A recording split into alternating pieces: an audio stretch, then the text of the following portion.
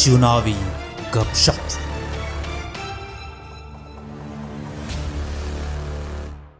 सिर्फ हंगामा खड़ा करना मेरा मकसद नहीं, मेरी कोशिश है कि ये सूरत बदलनी चाहिए।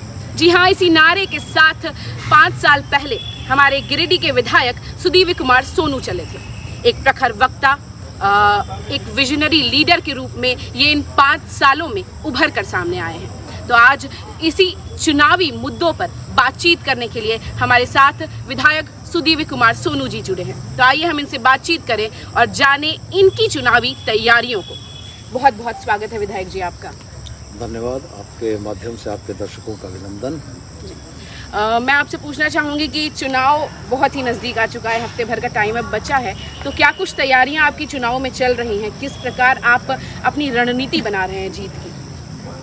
देखिए, बढ़िया विद्यार्थी साल भर परीक्षा की तैयारी करता है। परीक्षा के दिनों में परीक्षा की तैयारी करने वाले गेस्ट पेपर से वो कोई और होते होंगे। हम लोगों ने सालों भर तैयारी की है, जनता के बीच काम किया है। संजीदा जनप्रतिनिधि के तौर पर समस्याओं में मैं सक्रिय रहा हूँ, लोगों से मिलना जुलना रहा है और जहाँ भी लोग मिले हैं, चाहे घर पर हो चाहे कार्यालय हो, उनकी समस्याओं के त्वरित निष्पादन का प्रयास किया है और मुझको लगता है कि आशातीत सफलता भी मिली है। तो मैं इस बात को मानता हूँ कि ये तैयारियाँ चलती रही।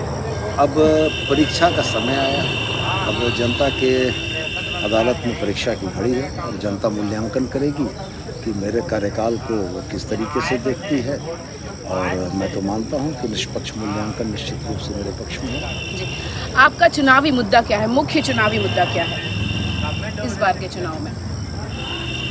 देखिए, चुनावी मुद्दे दो तरह के होते हैं। एक राज्य स्तर के मुद्दे होते हैं जिनमें राज्य के मसले इफ़ेक्ट करते हैं आपके विधानसभा को, और दूसरा एक जनप्रतिनिधि की हैसियत से अपने निर्वाचन क्षेत्र में आपने जो किया है वो आपको इफ़ेक्ट करता है। राज्य के स्तर के मुद्दों की बात अगर हम करते हैं तो हेमंत सोरेन जी के कार्यकाल के इन 5 वर्षों में निश्चित रूप से झारखंड की जनता की जनापेक्षी योजनाओं के माध्यम से जनता को लाभ पहुंचाने का काम किया है।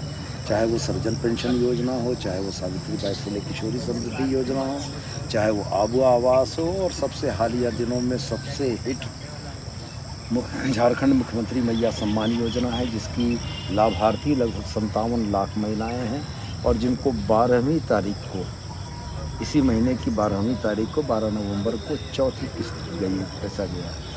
तो कहने का गरज ये है कि राज्य स्तर की इन समस्याओं ने जनता के हृदय को छुआ है, उनके तंतुओं को छेड़ने की कोशिश की है कि जो सरकार बैठी है वो कॉर्पोरेट हितों की रक्षक नहीं है, जनता की रक्षक है, और गरीब जनता के आंसू पोंछने का प्रयास हेमंत सोरेन की सरकार ने किया, जिसका लाभ निश्चित रूप से मिलेगा।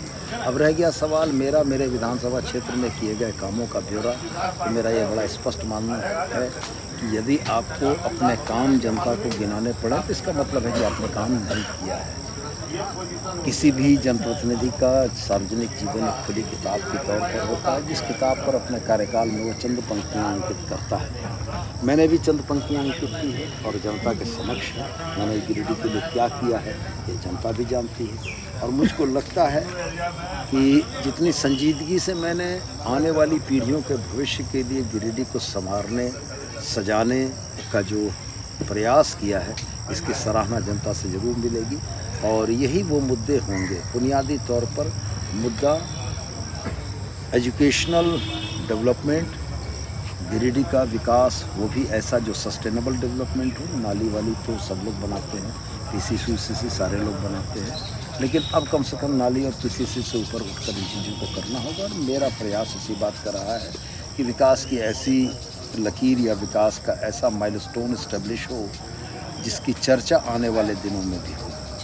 इंसान की बेसिक आवश्यकता रोटी, कपड़ा और मकान होती है, लेकिन आज के समय में अगर बात करें तो स्वास्थ्य और शिक्षा आज के समय में बहुत ही ज़रूरी है किसी भी इंसान के लिए।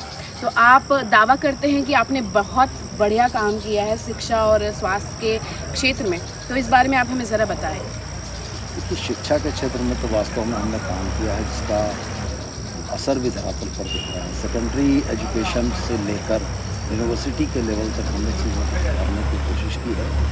हमारे विधानसभा क्षेत्र में सीएम स्कूल ऑफ एक्सीलेंस की 3 ब्रांचेस हैं। पहला सरजेसी, दूसरा कस्तूरबा गांधी विद्यालय और तीसरा Pachamba HE school, high school Pachamba. जी। इन तीनों स्कूलों में सेकेंडरी एजुकेशन में CBSE पैटर्न की पढ़ाई शुरू हो चुकी है और बेहतर नतीजे हासिल कर रहे हैं।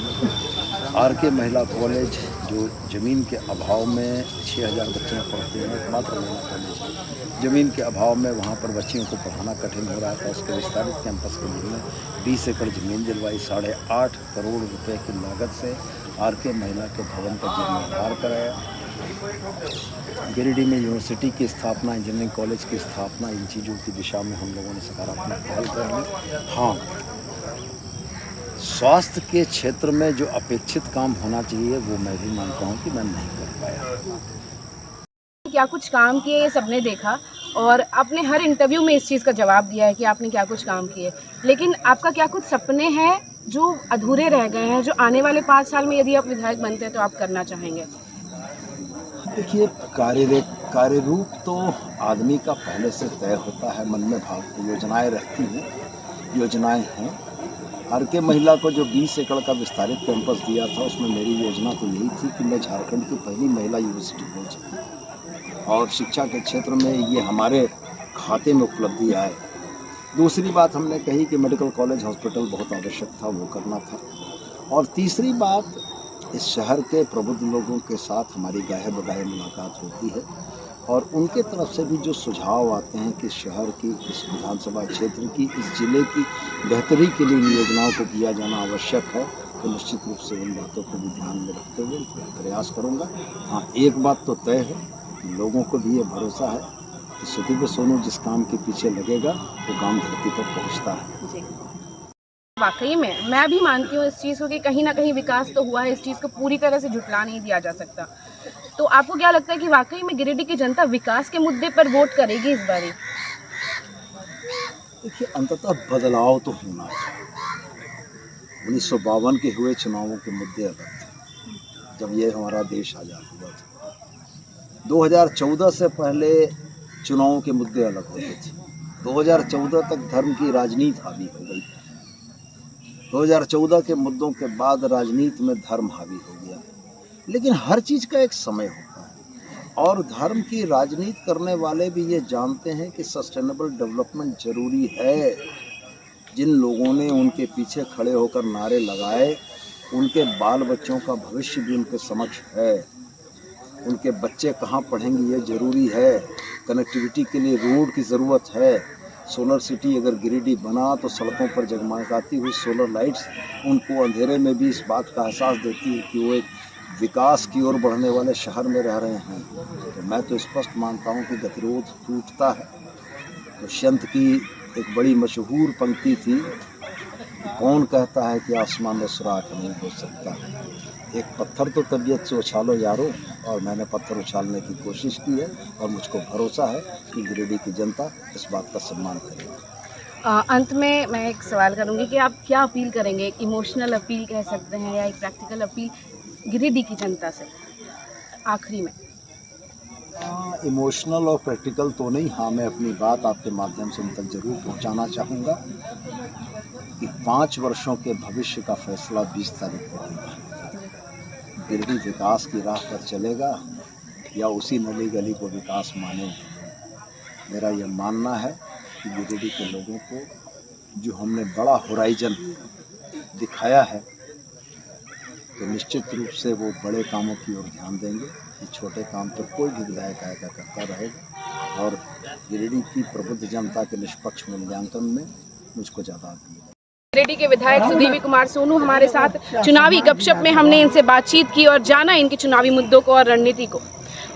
मेरी आपसे होगी फिर मुलाकात, तब तक के लिए मुझे दीजिए इजाज़त। नमस्कार।